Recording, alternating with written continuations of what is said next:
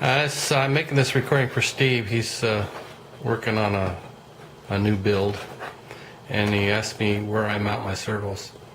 So this is for you, Steve. I'll try to do this.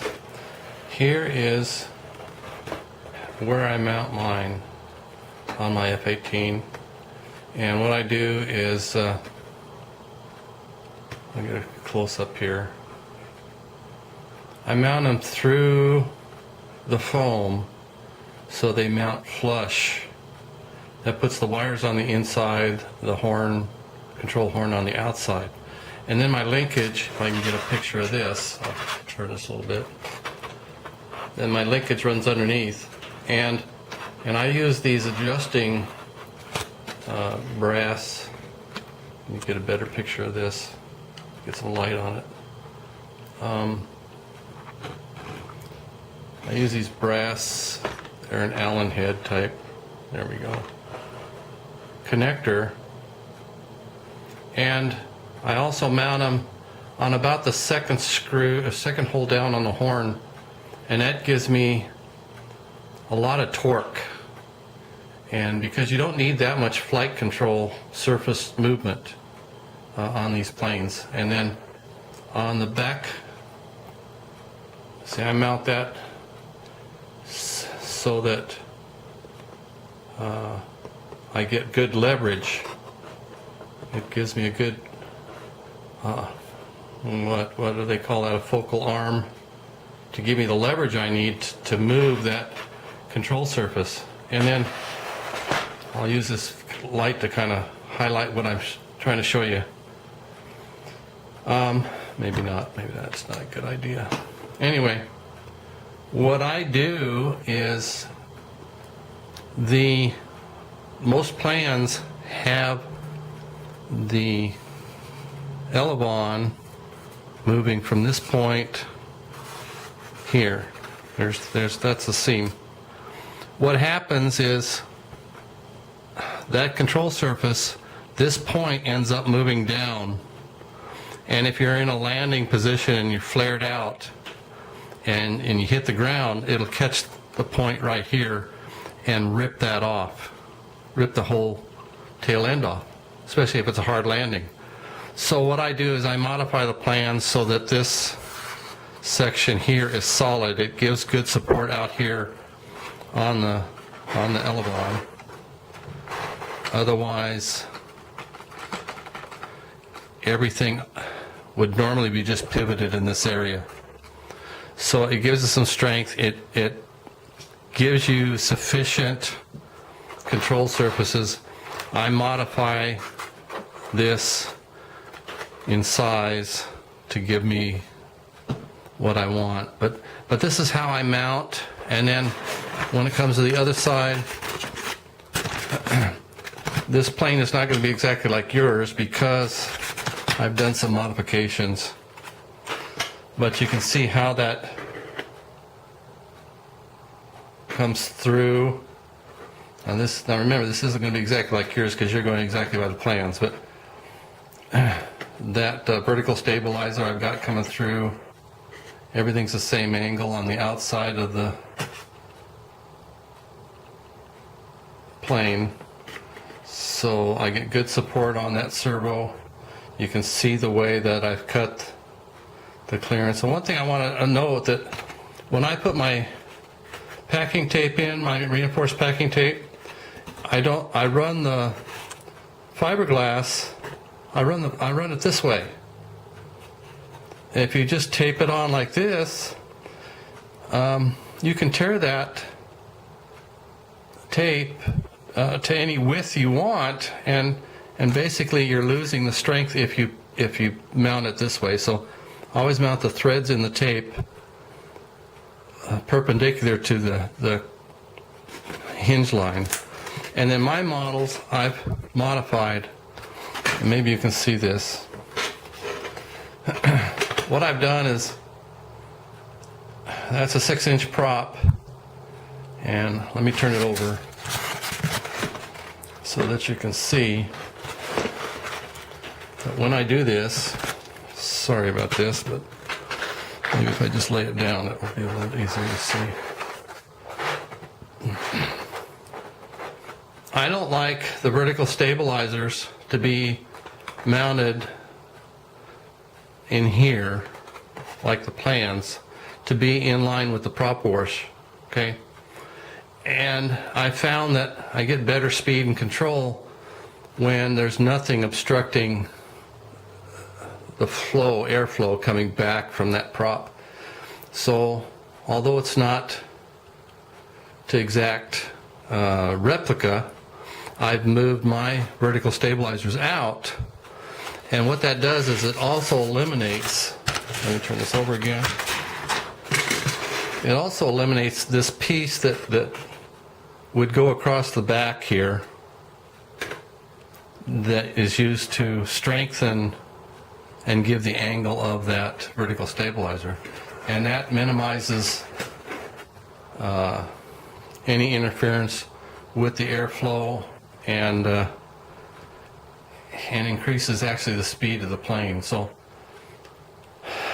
and then the other thing I've done is I've reduced the size of my wingspan to about between 30 to 32 inches from the plans, and then I've modified to make sure that I've got about 6.5 inches of clearance around that prop, and so you can kind of see down in there. I've still got clearance, and then these motors that I'm using I get off of Hobby King, and they're Eternity. Let me see if I can get that in here. I'm trying to use the tripod so I'm not so shaky, but it's Eternity 2826 2200 kV, and basically that's just like the Grayson V2s that I've been using, and but these are only like $8 or $9 a motor, so I've gone that route. And then with the servos back where they're at, then the plane is naturally nose heavy, and so with these plans, then, you know, here's my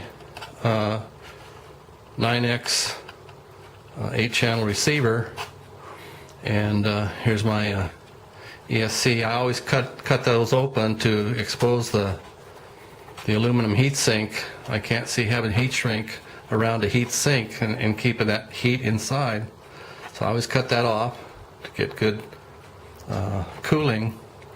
And the other thing I do is, then with this design I can cut this hole in the bottom and maintain my CG with the battery close to the center, and that'll hold about a 1300 milliamp hour battery, and it just flies really nice. And then the other thing is, you'll see my antenna here. One thing you want to remember, that this is basically a vertical polarized antenna, and your antenna on your radio has to be vertical also. And you want the antenna to be at least 2 inches from any wiring to prevent interference. I've lost a lot of planes, crashed a lot in the ground, just by not complying with that little feature. But that's how things are laid out. I do have carbon fiber reinforcement in the wing, and I do use a KF foil. It stiffens the wings and it gives it much better flight control. I used to carry it clear out to here, but I don't need it. Just this one section is all you need. I think it's a KF4. The other thing is,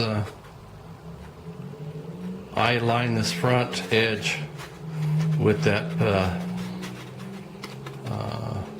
I don't know what they call it. It's the tape they use to bind up packages when they ship them. Anyway, it's good and strong, and it protects that leading edge for, you know, when I come in for a landing in the field, it's a weed patch, and it keeps the plane from getting tore up. But this is my latest build. and it's my replica of a Blue Angel. Nothing fancy. You can see the bottom side. Here's my CG points, and I'll just give you a quick overlook and kind of the nose. The one thing I found out is that when I assemble these, I always assemble the part first so I get that nose shape and pull it together, and then before I put the internals in, and the nose shape comes out much better. It looks halfway decent. And I'll make another video here, and I'll show you. I bought a F18 from Hobby King. It's a EDF, and I did some modifications for it because it is just too wild. But maybe I better show you this real quick. So there's no ailerons. I do just with my elevons mixing in the radio so that let's see how I can do this. I'll do it upside down. So here is, so let's say that's my trim position, everything's level, and you don't really have to center the servo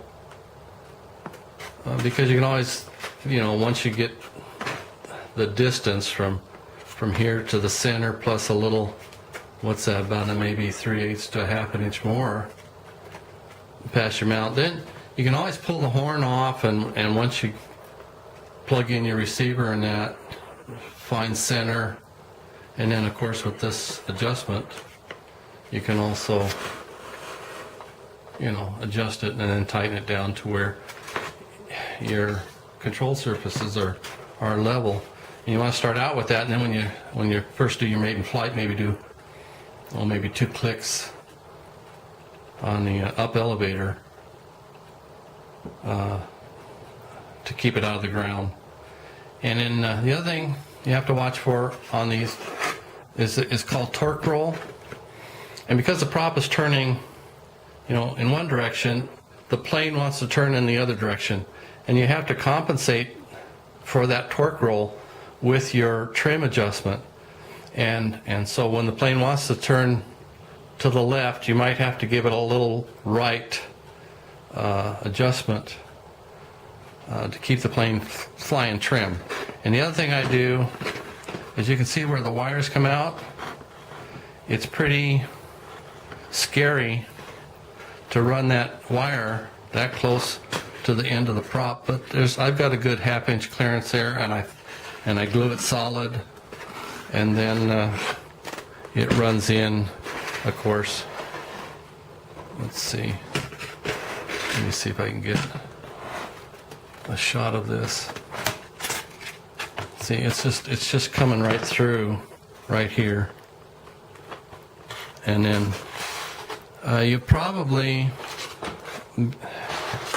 I would buy some extensions. What I do is I get a pack of, I think they're 10 millimeters. What are they, about 8 inches? And the others are about 4 inches. I get 2 packages of the 4-inch, and then 1 pack of like the 10-inch. And then if I run out of 10 inches, I can always put 2 of the shorter ones together. But anyway, I do that so I can run up to my flight controller. Anyway, that's it. I've made this too long as it is, and I hope you like this, Steve. This is for you, and I'll probably have to put it up on YouTube just because I talk too much. Okay, if there's anything else, just send me a note, and I'll see if I can answer your questions.